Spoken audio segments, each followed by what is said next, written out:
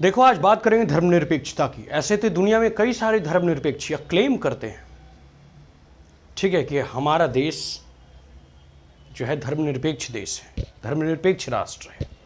लेकिन असलियत आपको मैं बताऊं, दुनिया के सभी मुल्क और सभी राष्ट्रों को अगर आप देखेंगे, और ख़ास करके ऐसे समय में जब उनका राष्ट्रपति, उपराष्ट्रपति या जितने भी उनके मेंबर ऑफ पार्लियामेंट या सीनेटर वगैरह होते हैं, काउंसलर वगैरह होते हैं, चांसलर वगैरह होते हैं, वो जब शपथ लेते हैं, मतलब सबका शपथ समारोह होता है, शपथ ग्रहण होता है, उस समय आप देखें तो मैं विश्व के कुछ बहुचर्चित लोकतांत्रिक देशों का भी हम नाम देंगे और कुछ जो है धर्म के आधार पर बने राष्ट्रों का भी हम उदाहरण देंगे, और भारत का भी जो है हम उदाहरण देंगे। देखिए, अभी मैं सबसे पहले दुनिया के सबसे पुराने लोकतांत्रिक देशों में जो दो देश शुमार है, ठीक है, जो अपने आप में ये दम्भ भरते हैं कि हम लोकतंत्र के जनक हैं, हम धर्मनिरपेक्ष जैसे कॉन्सेप्ट, सेकुलरिज्म जैसे कॉन्सेप्ट के जनक हैं, उन सभी राष्ट्रों में से जो है सर्वप्रथम हम अमेरिका का उदाहरण देंगे। अमेरिका के बारे में आपको पता होगा कि अमेरिका जो है अपने आप को एक डेमोक्रेटिक और सेकुलर नेशन के तौर पे मानता है। लेकिन आपको पता है,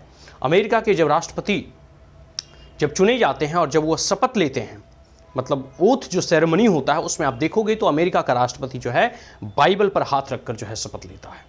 ठीक उसी प्रकार ब्रिटेन, जो भी वह भी क्लेम करता है कि वह भी सबसे पुराने लोकतांत्रिक व्यवस्थाओं में से एक है, लोकतंत्र का जन्म जो है या फिर स्वतंत्रता या लिबर्टी वगैरह का कॉन्सेप्ट जो है, ऐसे फ्रांस या ब्रिटेन वगैरह पूरा का पूरा यूरोपियन नेशन जो मॉडर्न कह सकते हो वेस्टमिनिस्टर मॉडल ऑफ गवर्नेंस या सिस्टम है, उसमें ब्रिटेन अपने आप को मानता है कि वह भी लोकतंत्र का एक बहुत बड़ा कह सकते हो देश है, लोकतांत्रिक देश है, लोकतांत्रिक व्यवस्था जहाँ से फलता फूलता और बढ़ता है। उस देश में भी जब वहाँ के प्राइम मिनिस्टर या जितने भी मेंबर ऑफ कह सकते हो काउंसिल्स होते हैं, या फिर एक प्रकार से कह सकते हो कि हाउस ऑफ द लॉर्ड या फिर हाउस ऑफ द कॉमन्स के जितने भी मेंबर्स होते हैं, सब अगर शपथ लेते हैं, ओथ लेते हैं, वह भी बाइबल पे जो है कह सकते हो हाथ रख कर लेते हैं। तो ये सब सारे ऐसे लोकतांत्रिक देशों का हमने नाम गिनाया। अब हम थोड़ा जो है इस्लामिक नेशन का नाम गिनाते हैं।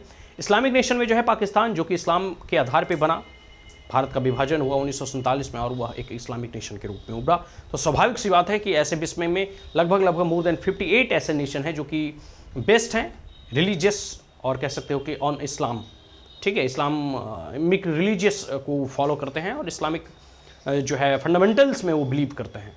तो ये सब स्वाभाविक सी बात है। ये सब जो देश ही जब धर्म के आधार पर बना, ये सब पाकिस्तान हो गया, बांग्लादेश वगैरह हो गया, तो स्वाभाविक सी बात है ये लोग जो हैं कुरान पे हाथ रखकर जो है इनके जितने भी प्राइम मिनिस्टर वगैरह होते हैं, प्रेसिडेंट वगैरह होते हैं, या फिर जो मेंबर ऑफ काउंसिल्स वगैरह होते हैं, या फिर मेंबर ऑफ पार्लियामेंट वगैरह होते हैं, ये लोग शपथ लेते हैं। इसके बाद बांग्लादेश की भी बात करो तो आपको पता ही होगा। लेकिन भारत एकमात्र ऐसा देश है, ठीक है, जो धर्मनिरपेक्षता के सिद्धांतों को बहुत अच्छे तरीके से मनाता है, सेकुलरिज्म के फंडामेंटल्स को बहुत जो है प्रैक्टिस करता है। और भारत में पता है, जब ओथ सेरेमनी होती है, जब संसद वगैरह या फिर प्राइम मिनिस्टर, इनफैक्ट कोई भी लीडर या जजेस वगैरह जब शपथ लेते हैं तो वो संविधान पे हाथ रखकर शपथ लेते हैं। जजेस भी देखते हो, कोर्ट में आप से कसम खिलवाएंगे तो कहेंगे कि संविधान पर हाथ रखकर कसम खाई। आप इससे बिलीव कर सकते हैं कि सही मायनों में ये जो सेकुलरिज्म का कीड़ा है वो सिर्फ भारत को ही काटता है। और यह मेरे व्यक्तिगत दृष्टिकोण से यह एक ऐसा कैंसर है जो भारत को अंदर ही अंदर खोखला कर रहा है। जनरली सेकुलरिज्म का मतलब होता है separation of state from religion, या फिर रिलीजन फ्रॉम स्टेट। किसी भी मायनों में जो है धर्म को राज्य से अलग किया गया है, जो कि ट्रू मीनिंग ऑफ सेकुलरिज्म है। लेकिन आपको अगर मैं बताऊं तो भारत में जो है सेकुलरिज्म को डिस्टॉर्टेड फॉर्म में पेश किया जाता है। किसी के लिए पर्सनल लॉ बना दिए जाते हैं, किसी को रिलीजियस राइट दिया जाता है, और हिंदू कम्युनिटी को मिलता है घंटा, मतलब कुछ नहीं।